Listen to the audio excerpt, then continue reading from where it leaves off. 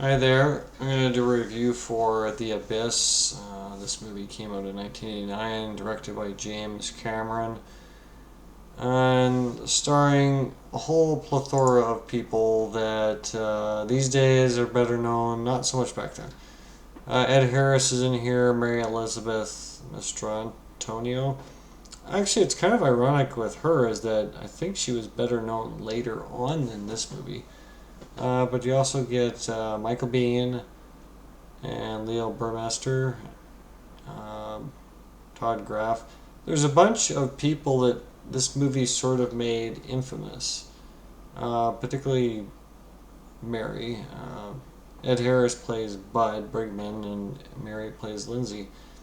They are husband and wife, and the whole story revolves around the fact that some sort of entity at the bottom of the ocean um, accidentally deactivates a nuclear submarine, American nuclear submarine, and the result is that the U.S. Navy has to send out a a group of people has to send out a group. Plus, they have to contact one of the local offshore oil drillers. Basically, the whole story is that these guys are all offshore oil drillers, and they're the only ones with the kind of equipment that can kind of get down there. They're the only ones that have got access, quick access to the equipment. More or less, yeah. They have to figure out what's going on down there. They have to find this nuclear submarine. They also have to find out a lot of other things. And the alien entity that they it's interesting in this movie because it's one like basically all James Cameron movies. It's a very professionally done movie in terms of visual effects, in terms of obtuse angles. Like it's just a beautifully done movie.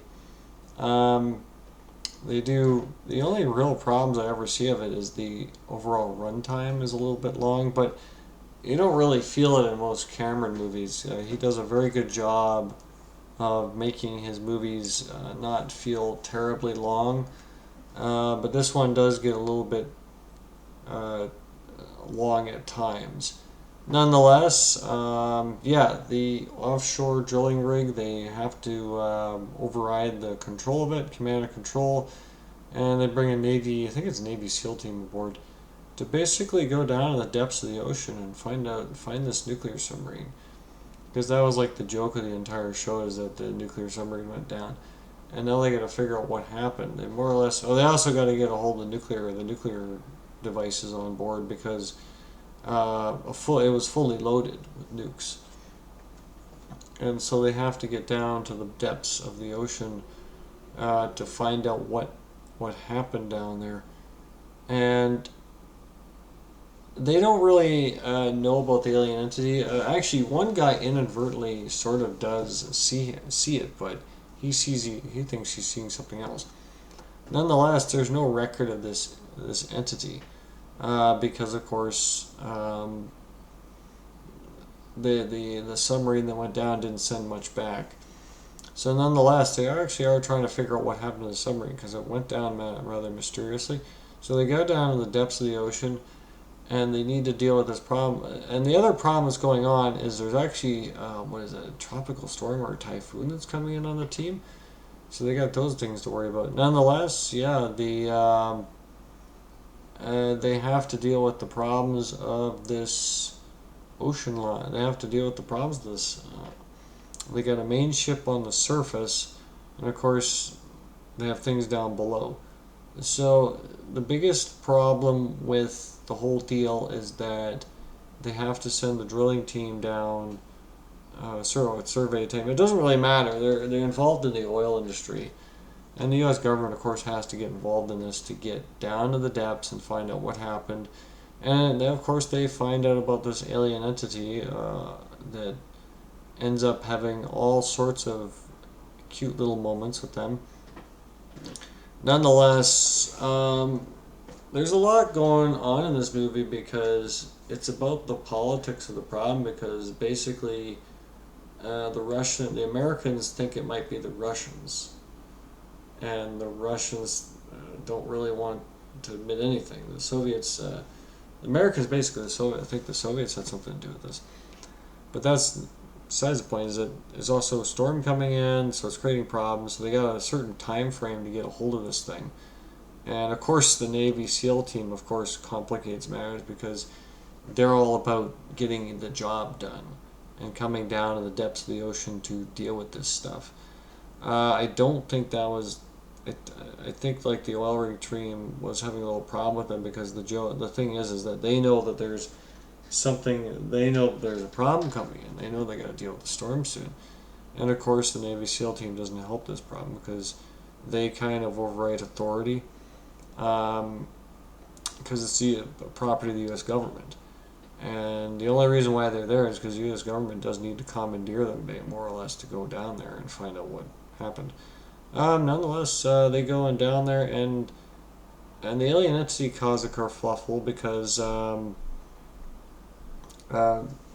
it shows up in the most oddball way. This movie here was one of the first uses of 3D CGI visual effects in movies in terms of pure visual effects, and does a really good job. It still holds up today. Of course, they used it the way they had to be able to use it. They were going to use stop motion animation for this stuff originally, but they discovered that the computer technology needed to do these scenes was apparently there, so they were able to do the scenes, and it ends up setting up a huge thing of this is the new age. I think between this and Terminator, this is the start of the 3D visual effects, 3D CGI animation techniques. Nonetheless, because of this involvement of this alien entity, of course, one of the SEAL team leaders kind of starts losing his mind, because of course he wasn't planning for this, and plus he's not used to the depths. He's trying to get everything done way too quickly, and so when they keep going down in the depths of the ocean, he's not giving himself enough time to come up and down. And nonetheless, they end up dealing with the alien entity and him. They get the nuclear device questioned. The plan was to actually use the nuclear device for reasons, but nonetheless, they have to do. It's an amusing story because once they find out that the aliens are down there, they do a deep. They eventually do a deep channel dive with Ed Harris and go down all the way to the depths of the ocean. And they figure that this is going to be very deep too. This is not just a shallow dive. In fact, what's ironic is that for how deep they supposedly showed it being in the movie, in reality, it would be far deeper than that. The reality is if they were to go down to the bottom of this thing, it would be a long ways down further than what they should. But nonetheless, it's already deep enough as it is. They don't really have the pure equipment to go down that far, because this was scuba diving equipment that was meant for a certain depth. They weren't really supposed to go down that far. They were supposed to go down a certain depth. But nonetheless, to get a hold of the nuclear weapon, they also come in contact with the alien entity. They run into all kinds of problems because the SEAL team, of course, views the alien entity as being a potential real enemy and a real problem. And they also want to know more about it, so there's a big problem going on this ship. But regardless,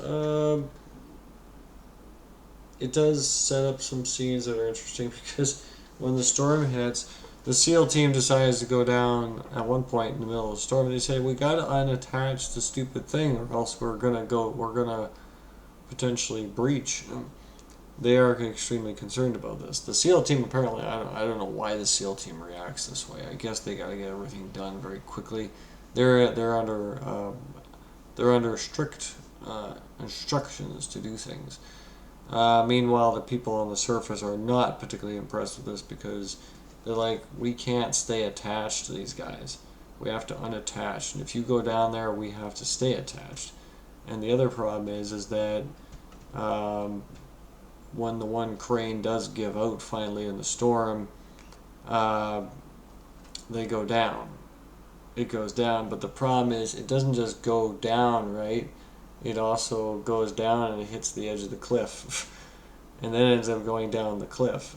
And the result is a huge scene of them rather a long form of waiting for doom because they realize they can't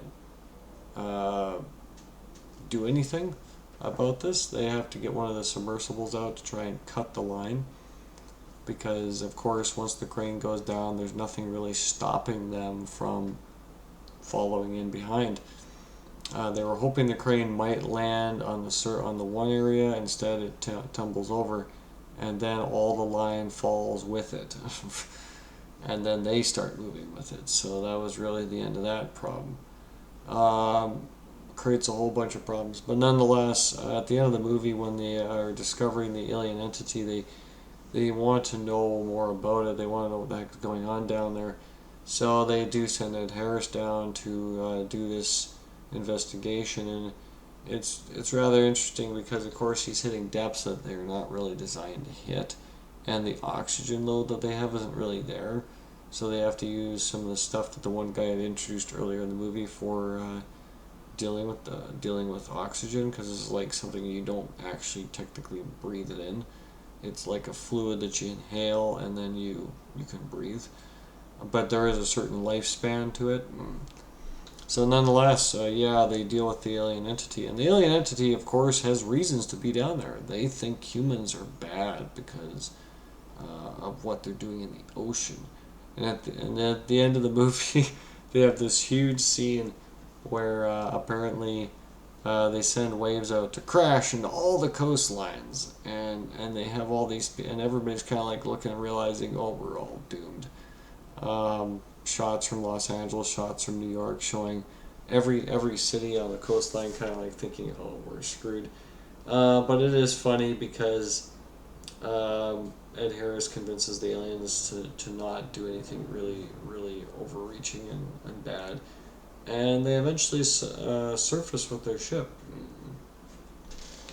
And their ship surfaces, and of course they find out just how big this ship is. It's not a little thing, it's a big thing. But nonetheless, it's rather amusing.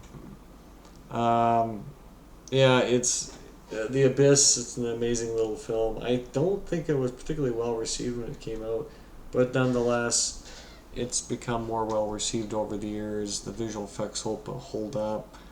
I think the acting crew gets a lot of accolades, even though I don't think they were in a lot of movies after this. But nonetheless, yeah, The Abyss, really good movie. Came out in 1989.